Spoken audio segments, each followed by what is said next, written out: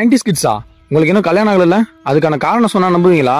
அரூர் பக்கத்துல வேப்பம்பட்டி கிராமத்துல அமைஞ்சிருக்க யமதீர்த்தா கோவிலுக்கும் இதுக்கும் தான் ரிலேட் பண்ண போறேன். இதுக்கான வழி பாத்தீங்கன்னா அரூர்ல இருந்து வேப்பம்பட்டி ஃபாரஸ்ட்னு மேப் போட்டுக்கோங்க.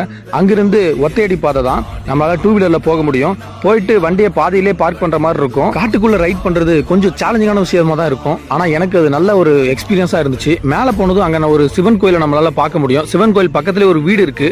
இங்க ஸ்டைலா சேர்ல உட்காந்து சுருட்டு பிடிச்சிக்கிட்டு இருக்காரு பாத்தீங்களா, இந்த பெரியவர் அங்கே தான் தங்கி இருக்காரு.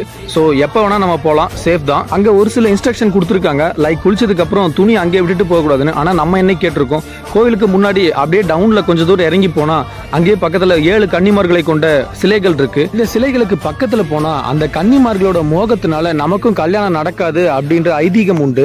பக்கத்துல சுனையில இருந்து வர தீர்த்தத்தை ஒரு தொட்டியில சேகரிக்கிறாங்க. அந்த தண்ணியை நம்மளால குடிச்சிட்டு குளிச்சுட்டு மேல வந்து சிவனை வழிபட்டுட்டு அவ்வளவுதான், திரும்ப கிளம்பியாச்சு. இந்த கோவிலுக்கு நீங்க வந்திருந்தா கண்டிப்பா கமெண்ட்ல சொல்லுங்க.